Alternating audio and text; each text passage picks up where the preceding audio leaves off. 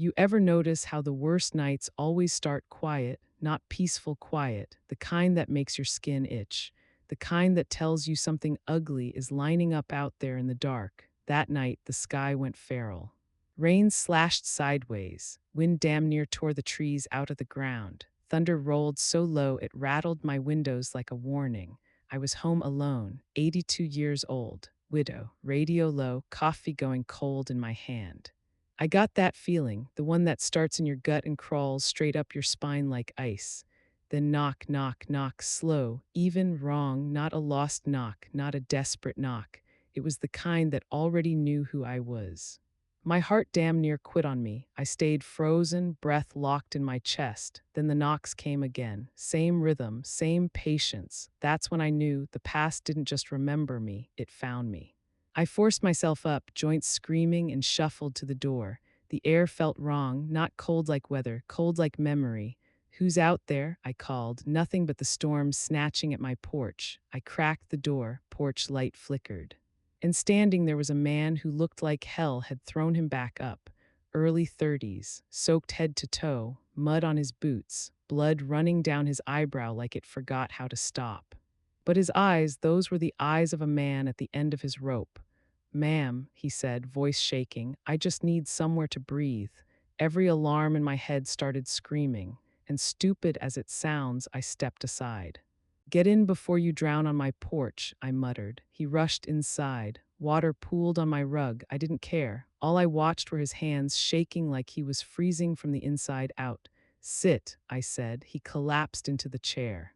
I poured coffee without asking. "Storm nights don't wait on manners. You bleeding?" I asked. He touched his brow like he just noticed it. "Just a scrape. Scrapes don't come from rain." "Name," I said.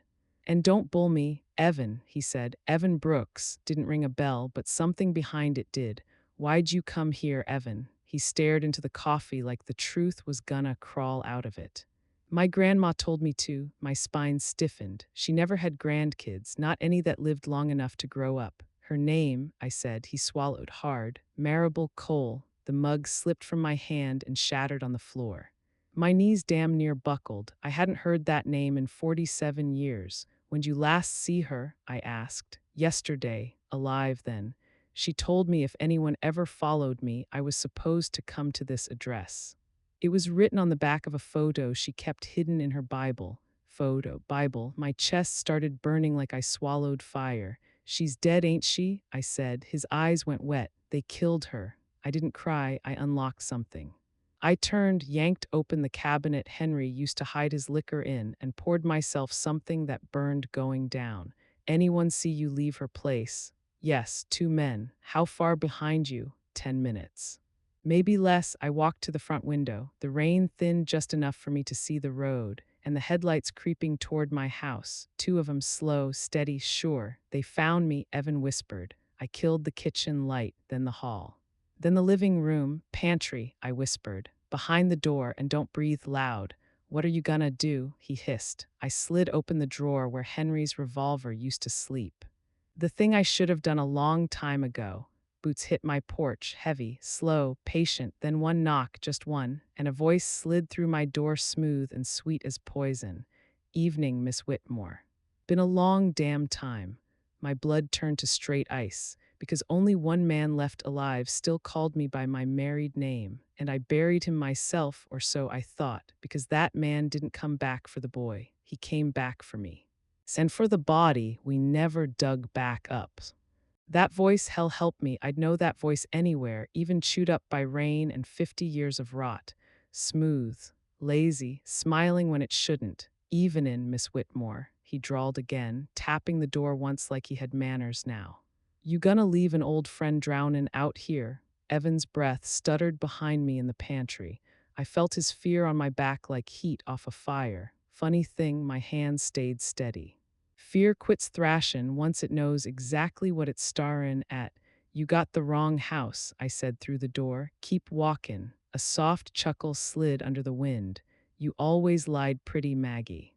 "Still do." My gut twisted at my first name in his mouth. Only 2 men ever called me that. One rests beside my husband. The other was supposed to be bones in the woods out back. "You ain't welcome here," I said. "And yet," he answered, "here I stand." Lightning split the sky. His shadow cut through the frosted glass, tall, line hat tipped low like the rain owed him respect. Behind me, Evan whispered, "You know that guy?" "Yeah," I said. "Too damn well." Another knock, harder. "I ain't here to sing through a door," Silas called. "We got business, and I'm done waitin'." Headlights slid closer down the road. One stopped at my fence. The other killed its lights altogether. They were boxing me in. I eased the pantry door shut and whispered, "No matter what you hear, you don't move unless I say so." Evan nodded fast, eyes wide and wet. Then I opened the door. Rain slapped my face cold and hard. Silas Carter stood there, older, meaner, but those eyes were the same ones that once chased us through the pines with a gun and a grin. "Carter," I said. He tipped his hat a hair. "Even in, doll, you supposed to be dead," he grinned. "That's the story you told." The porch light caught the fresh scar carved into his jaw. "What do you want?" I asked. His eyes slid past me into the dark. "The boy. There ain't no boy here." He stepped closer, boots thudding slow and heavy.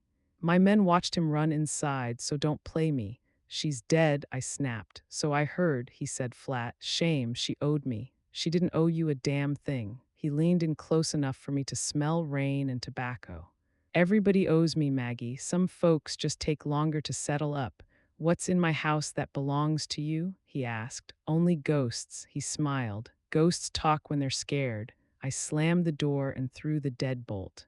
The pounding came instantly. "Not knockin', breaking in, move," I hissed, sprinting for the pantry. Evan burst out, shaking so hard he nearly tripped. "They're common around back. Basement, now," we ran. Boots crashed onto the back porch as we hit the cellar door. Wood split. A shoulder slammed the kitchen frame. The house howled. We tumbled down the steps. My knees screamed as I hit dirt. Evan slammed the door just as the lock blew apart. Light ripped through the cracks. "Crawl access," I snapped. Behind the shelves, we dove. Sela's voice floated down through the floor, calm as Sunday morning. "You can run all night, Maggie. I always collect." Evan's breathing went wild, too loud. Too fast, I clamped a hand over his mouth. "Quiet," I whispered. "They hear everything." A flashlight beam stabbed into the cellar. "Tracks here," a younger voice called. Silas answered, cool and pleased. "Good, let 'em crawl." Rats make mistakes when they're trapped. We scraped deeper into the tunnel. Dirt soaked my sleeves. Evan's knee knocked a loose rock. It clattered. Every footstep above us stopped. Then Boots dropped into the basement. "There under the damn house," someone barked. Evan whispered, barely a breath. "You said he was dead. Who is he?" "The devil your grandma ran from," I said, "and the man who never stopped huntin' what she stole." "What she steal?" I stopped cold in the dark. "Turn to him, his proof," I said, "and his sins." A flashlight beam sliced into the crawl space. Boots dropped into the tunnel mouth behind us, and Silas Carter's voice rolled closer than it ever had before. "End of the road, Maggie," because the tunnel dead-ended 20 feet ahead, and buried inside that wall with his secrets was the one thing I swore I'd never dig up again, the only proof that could damn us both. The tunnel ended hard, no warning, no slow fade.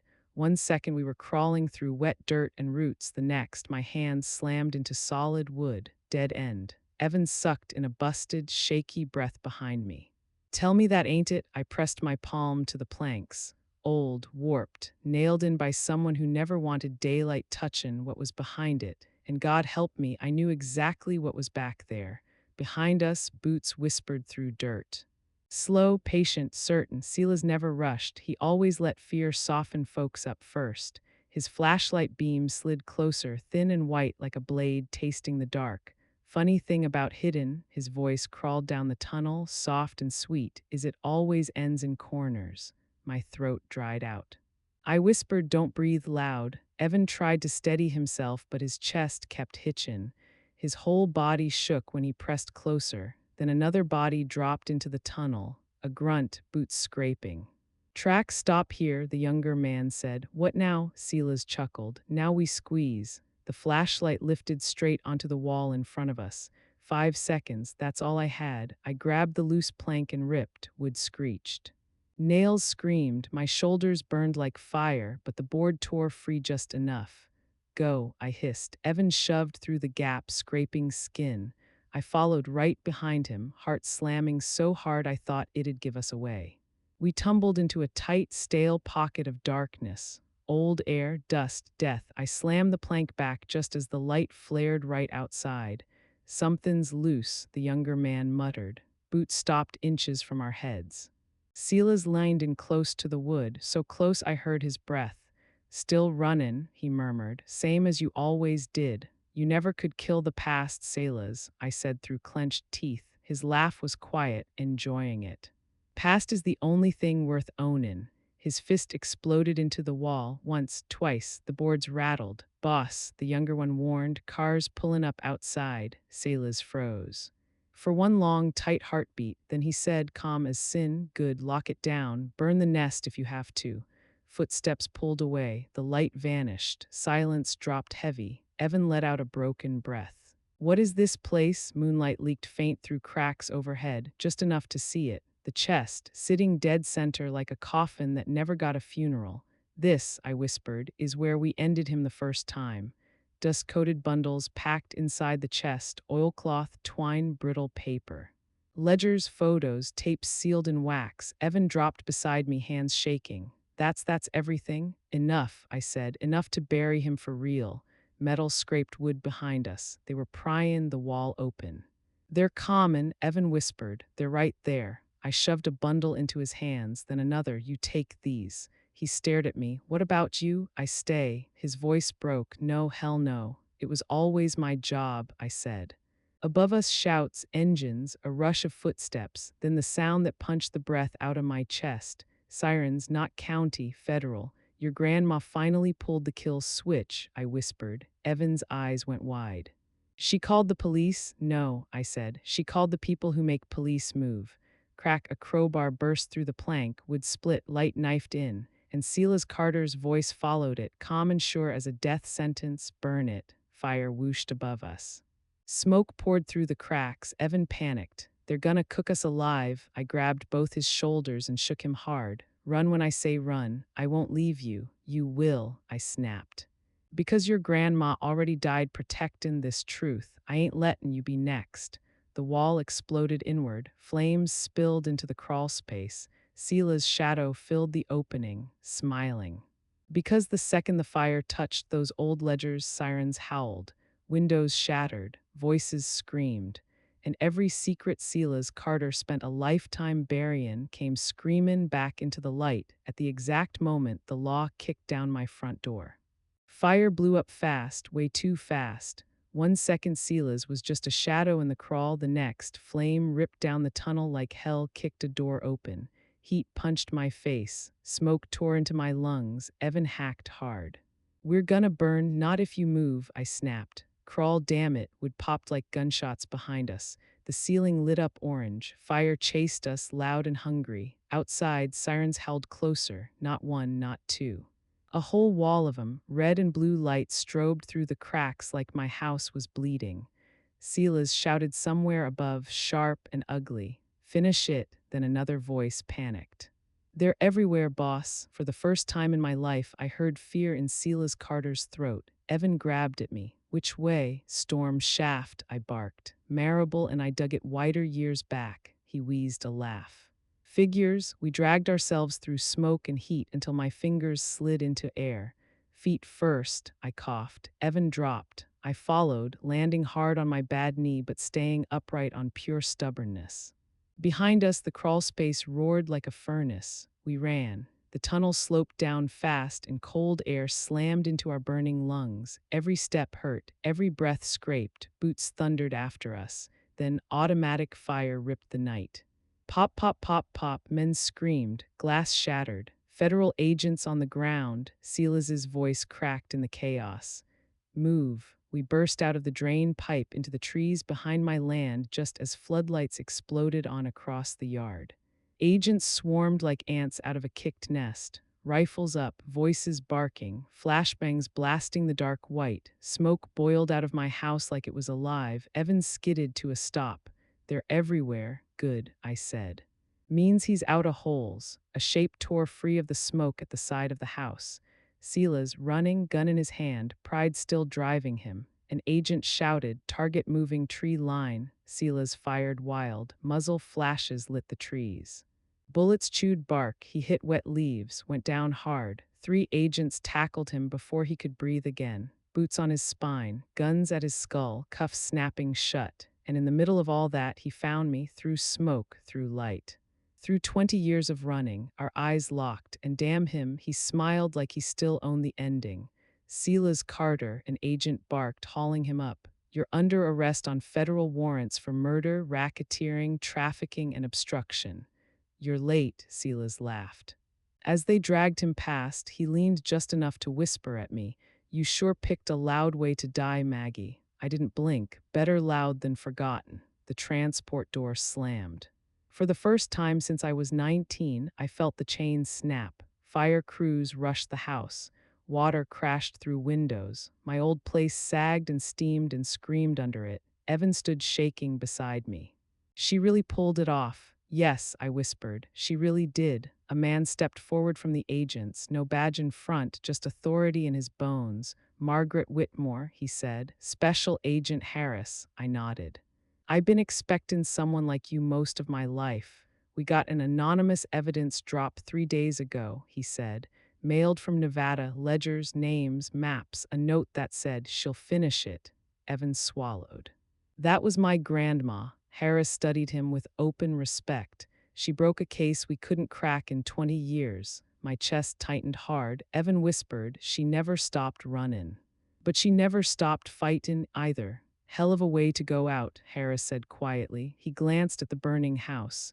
"Where's the rest?" I reached into Evan's jacket and pulled out the oilcloth bundle. "Here," I said.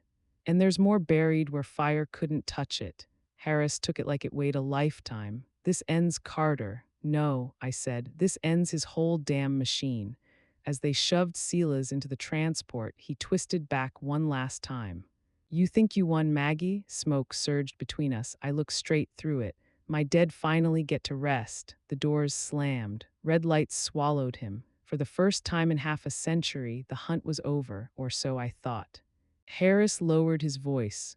"We got a problem." My stomach dropped. "What problem?" "Some names in this evidence," he said quietly. "They're still active, still powerful." Evan whispered, "How high does it go?" Harris met my eyes. "High enough," he said, "that tonight's just the opening move."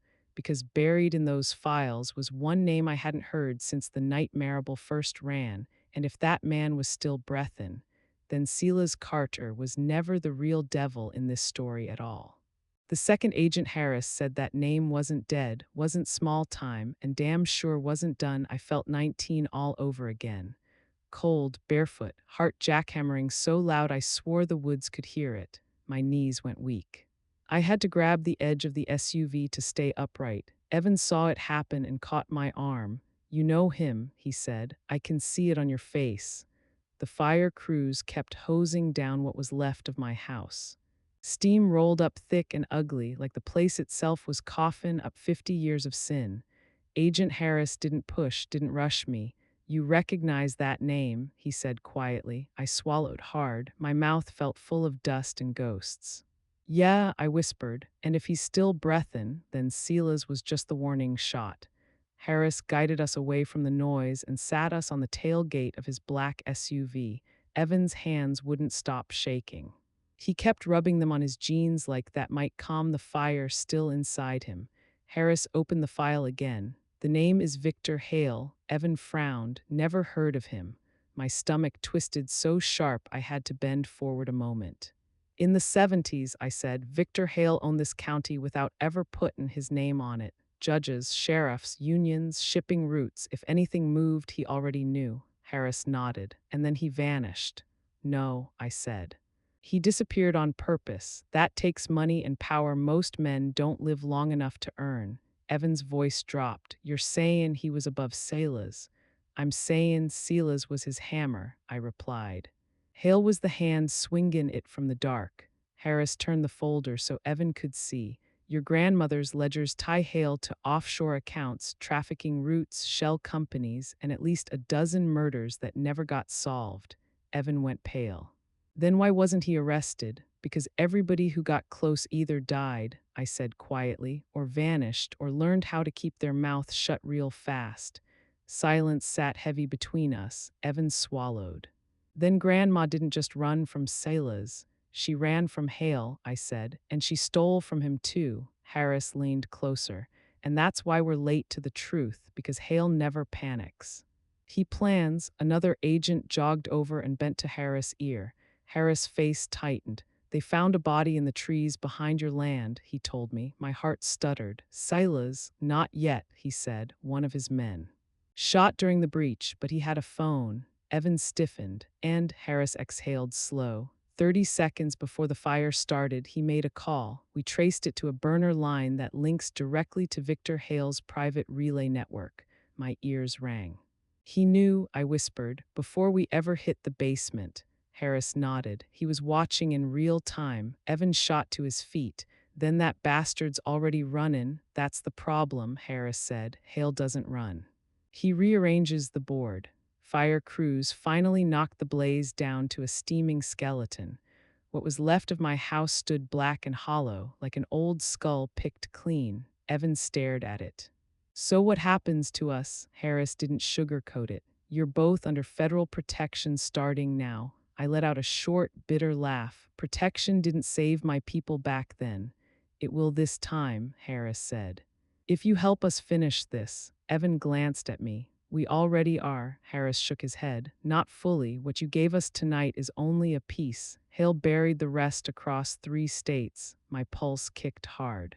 And you think I know where? I think your grandmother did, Harris replied. All 3 of us looked at Evan. He shook his head fast. She never told me anything like that. But she left you something, I said. Evan hesitated. Then slowly reached into his pocket and pulled out a small leather pouch I'd never seen before.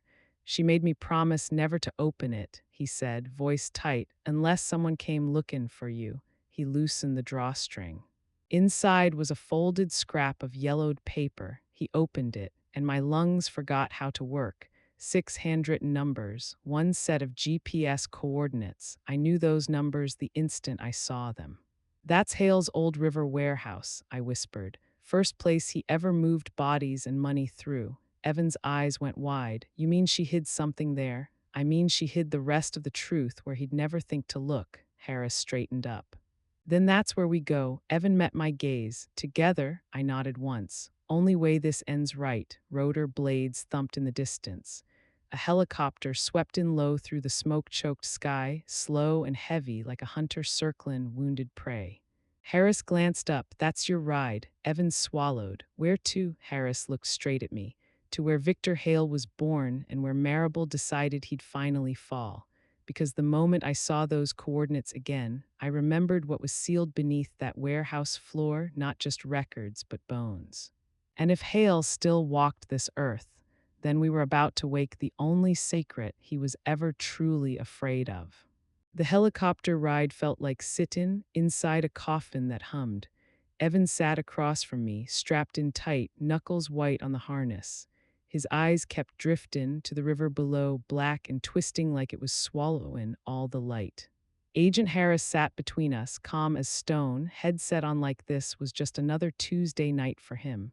Nobody spoke. There are some roads you don't fill with words. The pilot's voice crackled in our ears. 2 minutes out. No lights on the ground. Place looks dead, Harris answered without hesitation. That's how Hale keeps his best secrets.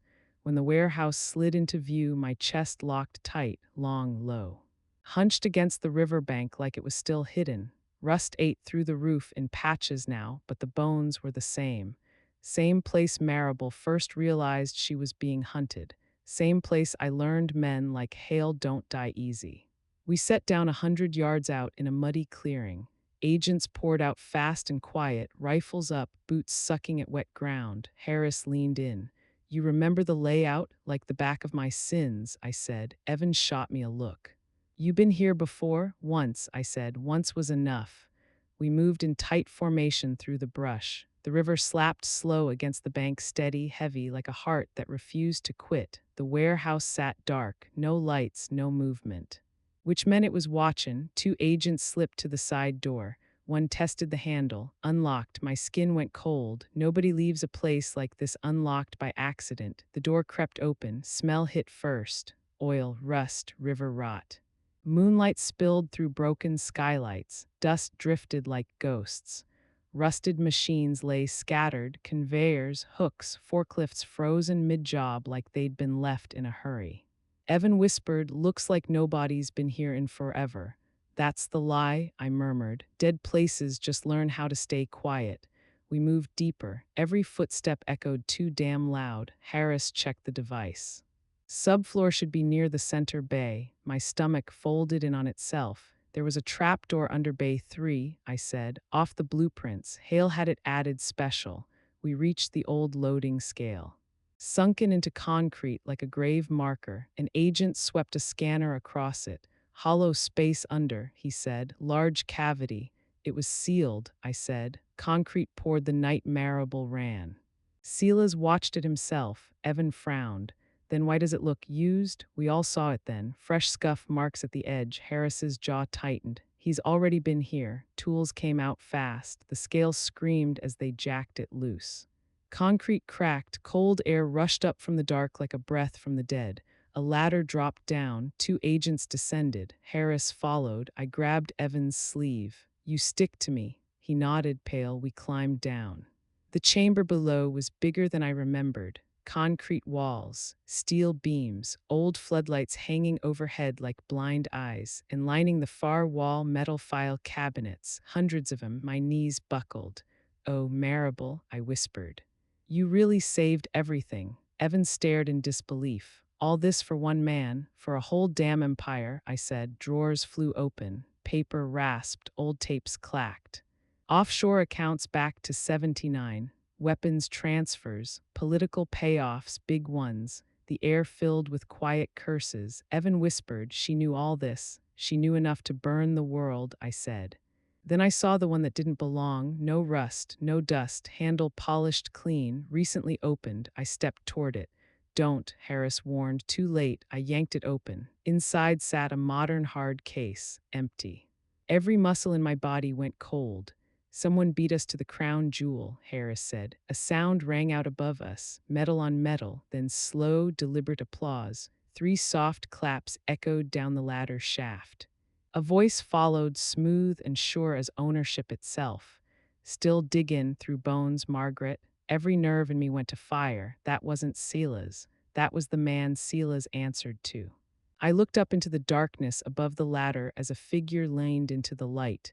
Victor Hale. Alive, close, already smiling, because the man I thought ruled from the shadows was standing 10 feet above us with the only evidence that truly mattered. And judging by the footsteps behind him, he hadn't come alone. Victor Hale's slow applause rolled down the ladder shaft like it owned the dark. 3 soft claps, then quiet. Every agent snapped their rifles up in one clean motion. Floodlights flared, washing the chamber in harsh white. Dust drifted like smoke through the beams. Victor Hale stepped into view above us. Dry, unhurried, perfectly calm, tailored coat, polished shoes, silver hair combed neat. A man dressed for a gala instead of a grave. 80-something years old and standing tall like gravity still worked for him. His eyes found me instantly. They always do. "Still upright," he said mildly.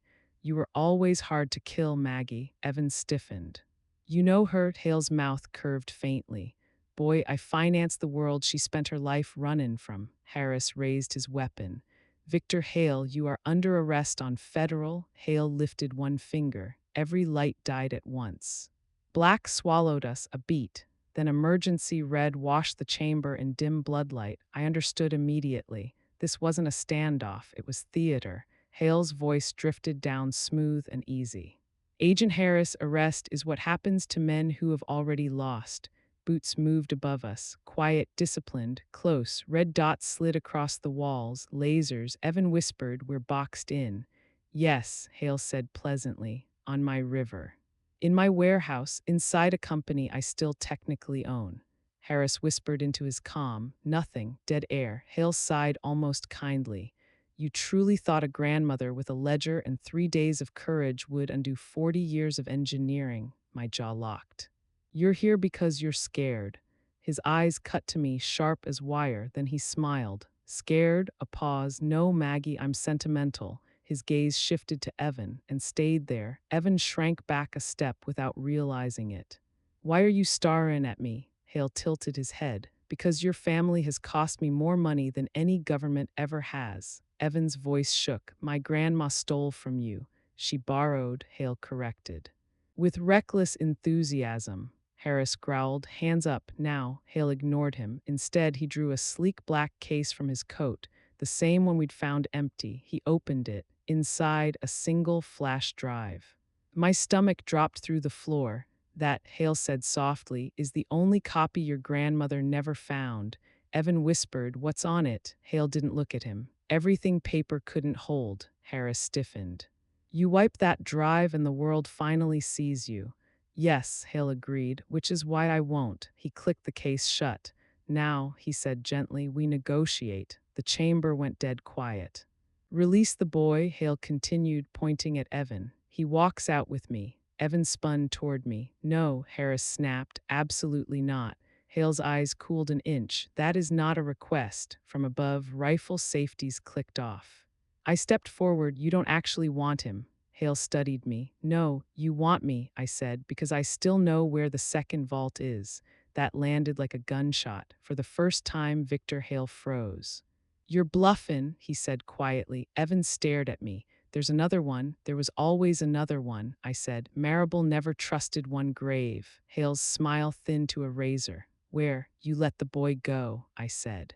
I'll tell you, Harris hissed. Margaret, don't. I've been runnin' from this man for 50 years, I snapped. I ain't dyin' without cashin' the truth first. Hale studied us like pieces on a board. You were always dramatic, he said. Then softer, but you were never a liar. He lifted his hand. Men above shifted. Evan's breath stuttered. Don't do this for me. Quiet, I said. Your grandma already did this part. Hale lowered his hand slightly. The boy walks, he said, alone, unarmed, to my car. And I stay, I said. Yes, Hale replied. You and I will finish what Marable started. Harris shook his head, furious. No deal. I looked at Evan, steady, certain, final. You trust me? I asked. His throat bobbed. With my life. Good, I whispered, because you're about to bet it. Evan took one shaking step forward. Hale watched him like a man watchin' an investment come due. Because the moment Evans stepped toward Victor Hale, I finally understood the real exchange. It was never me for the boy. It was the boy for every secret Marable ever died to protect. And Hale had been countin' on that trade since the night she first ran. Every step Evan took toward that ladder felt like a nail being driven into my spine. One step, two. Victor Hale watched him the way a man watches property finally return home. Slow, Hale said pleasantly. No need for the boy to stumble before I get what I paid for. That word landed ugly. Paid. Evan stopped. Paid for what? Hale's smile thinned. For blood. The room tilted. Evan turned toward me, confusion shredding his face. What's he talking about? My throat turned to dust. Your grandma didn't just steal papers, I whispered. She stole you. Silence slammed the chamber. Evan's eyes went wide, broken. That don't make sense. It makes perfect sense, Hale replied mildly. You just never got the adult version of your childhood. You're lying, Evan snapped. Hale lifted one finger. Two armed silhouettes stepped into the red light above us. Rifles steady, cold eyes. Your grandmother worked for me, Hale continued. Courier, accountant, fixer, sharp as a blade, best employee I ever owned. My chest burned. That was close enough to the truth to hurt. She got pregnant, Hale went on, with a man whose name alone could have collapsed my entire operation. Evan's breath stuttered. My dad, yes, Hale said calmly. And you were leverage I couldn't allow to exist. Evan's legs gave. An agent caught him before he hit the floor. You were supposed to vanish, Hale said. Paper death, offshore adoption, clean erase. She ran, I whispered, with him. With you, blighted and terrified. Hale inclined his head. She stole state property and fled. Evan looked at me like the world had shattered into pieces he couldn't name anymore. You knew? Yes, I whispered. From the night she showed up at my door with you wrapped in a towel and blood on her hands.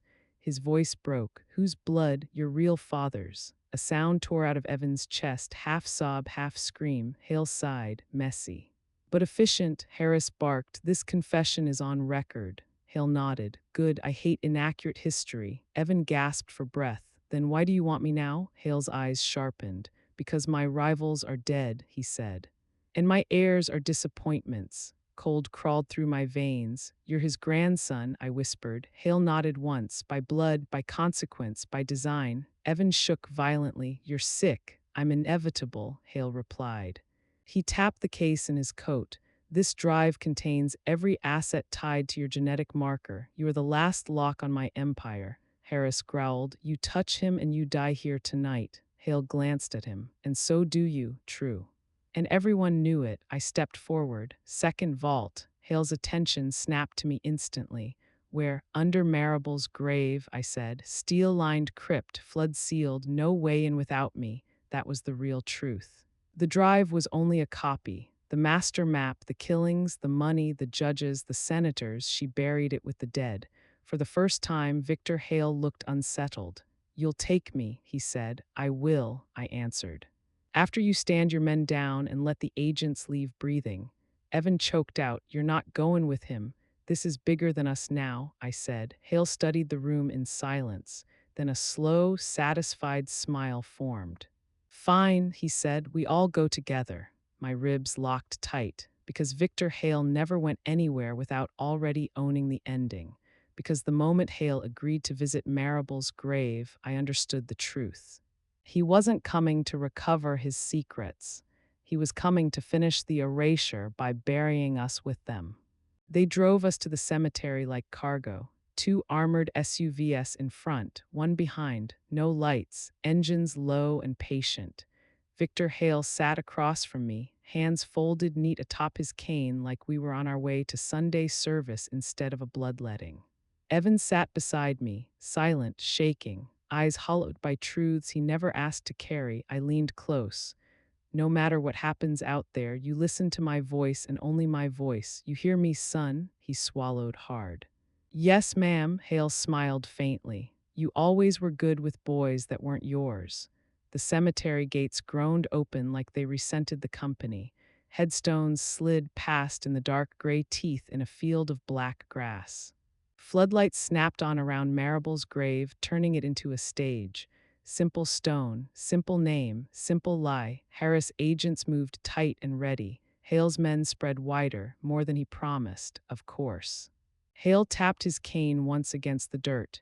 Dig, cutters whined, concrete split fast and ugly. Evan whispered, They're really opening her grave? They don't stop for the dead, I said. They only count what's left. The slab lifted. Steel beneath, just like she planned, Hale's mouth curved. Always had a gift for theater. The torch hissed, sparks flew, the lid groaned up. Inside, no coffin.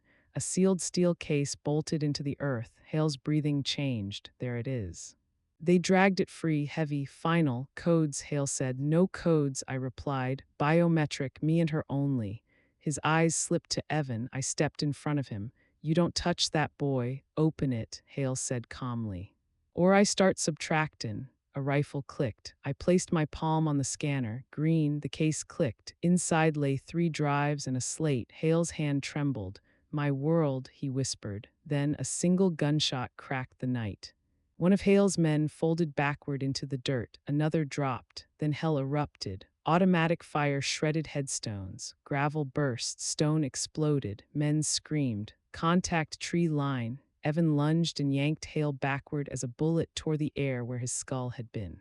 Move, Evan snarled. Hale stumbled, shocked for once. Harris slid beside me. Who fired first? I saw them. Black uniforms, no insignia, ghosts, not federal, not Hale.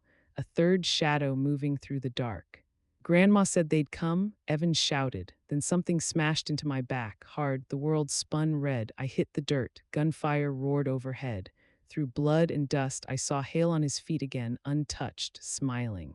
Always one more layer, he called to me. You taught her beautifully. Evan raised his weapon. Click, empty. Hale lifted his pistol. A black-clad man slammed into Evan from the side, tearing him off his feet, dragged him toward the trees. I screamed his name and clawed for him, hands hauled me back. Harris fired into the dark until his rifle ran dry. Too many shadows, too fast, and then Evan was gone. Silence fell crooked and burning. The case lay open between shattered headstones, truth bleeding into the dirt, and my last living promise ripped into the trees, because Victor Hale never came here just for the vault. He came for the heir who could open it forever. So now the shadows had Evan, while every power on earth came for what his blood could unlock. The woods swallowed Evan like the dark had teeth. One second he was there, arms flailing, screaming my name, the next he was gone. Just shadows, just gunfire echoing into nothing, just my heart tearing itself in half in real time. No, no, I screamed, ripping at Harris as he dragged me down behind a stone angel. Bullets chewed marble above our heads. Stone blasted into the air like ice. Hale's men scattered in panic. The black uniformed attackers moved like ghosts, quiet, fast, surgical. They weren't here for money. They were here for blood. Harris shouted into his failing mic, "The kid's been taken, northeast tree line, repeat, the kid's been taken." A round slammed into the dirt inches from my face. Hale crouched behind a cracked headstone, breathing hard now, the first real fear bleeding through his bones. "This wasn't the deal," he snarled. I looked straight at him and said the coldest truth I had left. "You don't bargain with the devil and still get to pick the ending." His eyes flicked toward the woods where Evan vanished. "They'll kill him," he said flatly. "No," I replied, "they'll use him." The shooting thinned, not because it was over. Because the hunters had what they came for. Sirens howled closer. Helicopters thundered overhead. The black uniforms melted back into the trees just as fast as they'd appeared, but Evan didn't come back. I forced myself upright and staggered toward the woods. Harris grabbed me. "You go after them, you die." "I buried fear 50 years ago," I snapped, "and tonight I finally dug up what was left of it." Then Hale laughed. A dry, broken sound. "They're talking him to the river station," he said. "Old pump facility, cold storage under the floor." My blood turned to ice. "How do you know?" "Because that's where I train them to take leverage," he answered. "And I taught them everything." Harris shoved a gun into my shaking hands. "You ride with me." Hale pushed to his feet. "You ain't talking me anywhere." Two rifles snapped up to his skull. Harris said calmly, "You're not leaving this grave tonight." Hale looked at me one last time. His smile was thin, wounded, still proud. "Your move was clever, Margaret," he said. But blood always circles back to power. I didn't hesitate. I pulled the trigger. The shot cracked the night. Victor Hale fell beside Marable's grave like the earth itself finally claimed its debt. And for the first time in 50 years, he didn't get back up. We hit the pump facility just before dawn. Floodlights tore through the concrete ruin. Harris men breached all sides at once. I followed on legs that should have failed and a heart that refused. Gunfire echoed, boots thundered, glass shattered. We found Evan in the cold room, strapped to a steel chair, bruised, bleeding, alive. When he saw me, his body finally gave out.